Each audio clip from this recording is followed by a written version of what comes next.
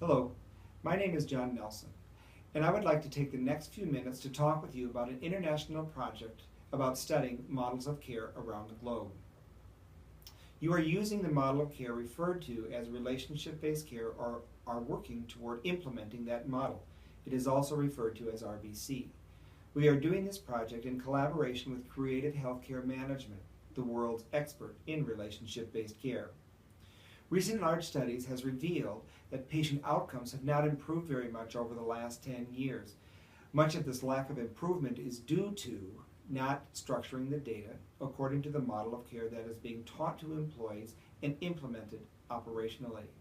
Thus, we would like to ask you about your work environment, both socially and technically, how you care for patients, how you care for yourself, and select patient outcomes. Over the next few minutes, I will review with you how you can participate in this study. Now I'd like to review with you the initial steps for you to enroll in this study about your work environment and experience in caring for the patient, family, and or guest. You'll receive an email that will contain a link to the survey, or you'll receive instructions from an internal research coordinator from your hospital or facility on how to access the link to this survey. You'll want to select this link like this, which will bring you to my company's survey software research portal. You'll be given a code to enter the survey that was designated for your hospital or facility. I'll type in a sample here. The code will be case sensitive, so please pay attention to the letters if they are upper or lower case. If you feel you'd like to return to the survey and not respond in one setting, you can have a link to your individual survey sent to you by entering an email preference here. So I'll type that in. Now, nobody within your hospital or facility will have access to this email address, and my company will not send out this email to your hospital. It's simply used for the software to know where to send your individual survey link. You will then be able to save and return as often as you'd like until you submit your responses. Now I'll proceed, and upon entering the survey you will note that there is a contact email for you if you have additional questions about the study. Your individual questions will be kept confidential, and if you do agree to proceed, you select Continue, and then you respond to each item, responding as you perceive most closely resembles your response. Now I'm going to jump forward to the last page so you can see how to submit your responses.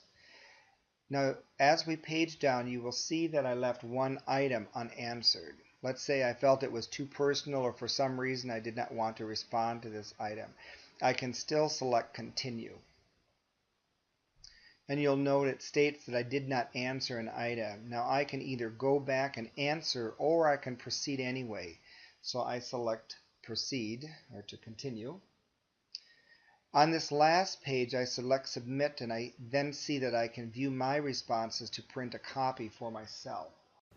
Now, if you don't have a printer available at the time that you complete the survey, or you'd rather not print it off at the time that you complete the survey, the other option for you to find your results is to go to your email using the email address that you provided for us at the beginning of the survey.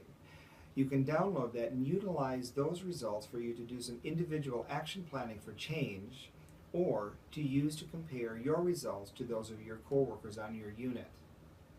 Now, this next section I would like to talk with you about how we will use the results not only individually for action planning or in your hospital, but also how we will utilize the data nationally and internationally to understand data as it relates to frameworks of care.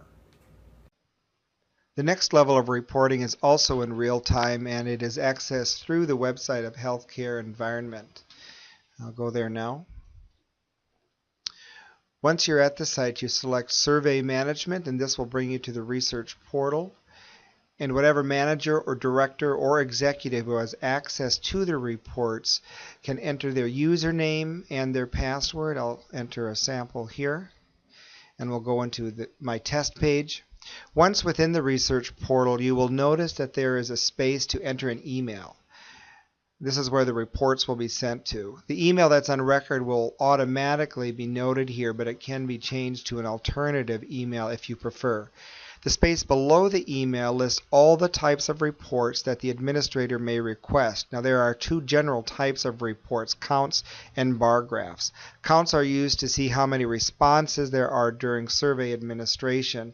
Understanding the counts by unit helps to understand where to provide support. The second type of report available in this research portal includes bar graphs, which generate as soon as the survey closes or in real time. These are bar graph reports which provide the mean or the average score for each level of interest, like unit, ward, department, hospital, or system. Now the final space at the bottom lists all the surveys used to date.